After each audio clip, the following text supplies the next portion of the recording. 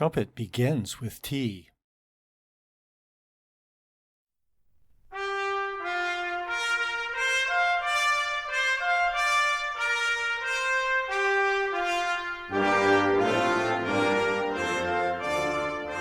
I'm William Berry, Principal Trumpet with the Walla Walla Symphony, and today we will be talking about trumpets.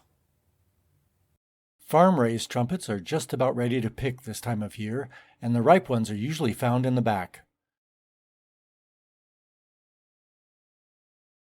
Over many years of cultivation and careful breeding, orchards have produced increasingly sophisticated trumpets, easier to play, better sound, and with valves to play music in just about any style. But we are getting ahead of ourselves. Once upon a time when the world was young and early human, say about 7 o'clock in the morning, but this was before clocks, so we don't really know. This early human picked up a hollow log, blew the termites and detritus out, and in doing so learned that you can make a sound. Any hollow tube you can blow on can make a sound. Heck, you can play a garden hose or a PVC pipe. Vibrating your lips starts a column of air vibrating, and the vibrating air makes a musical pitch. Longer is lower. A longer air column means slower vibrations and a lower note.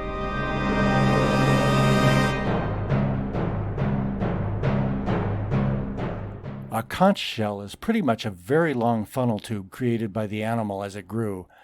Once they check out and you chip off the end, you can make a loud signal note heard over long distances.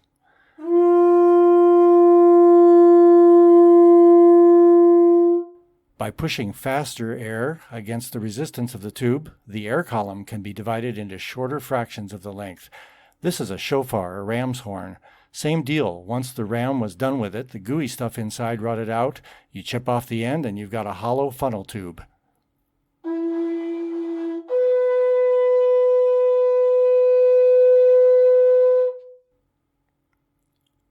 With the Bronze Age came trumpets of brass. Heavy metal, the early years.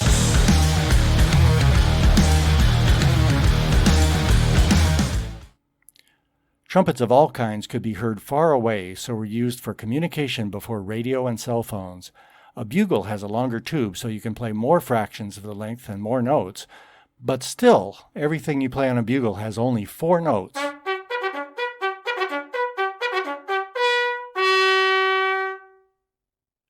So, how the heck did we get the trumpet to play enough notes to play actual melodies?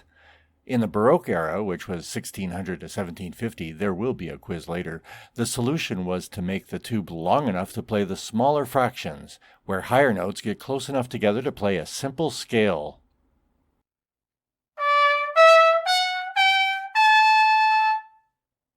The astute among you will notice that the trumpet is not changing. It's all on the player. And playing notes this close together requires a precision airstream. It's like target shooting for accuracy. One of my favorite pieces to play, The Trumpet Shall Sound from Handel's Messiah, was written for the Baroque trumpet. Starts with a fanfare on the bugle notes and then heads for that high scale.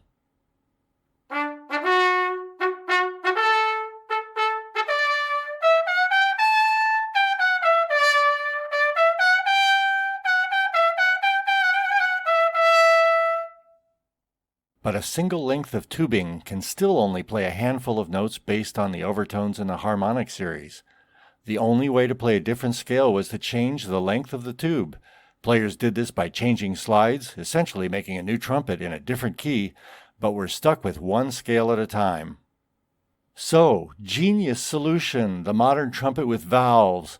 Slap on all the slides you need and instantly connect those bad boys as needed with a flick of a finger.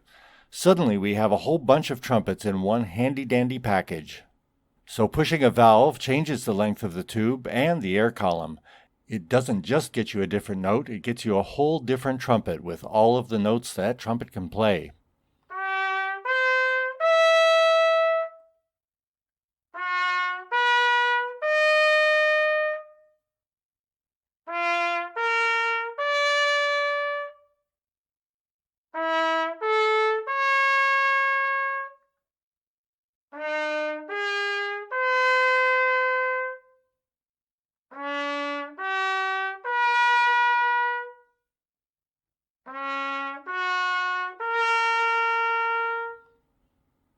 These slides are long enough to lower the pitch by a half step, a whole step, and 1.5 steps. 7 half steps is the biggest gap between bugle notes, so 7 trumpets in one convenient package was the goal. With some smart math, these 3 valves give us all the combinations we need to get the handful of notes from one trumpet to overlap with a handful from the next trumpet, giving us all of the notes of the chromatic scale.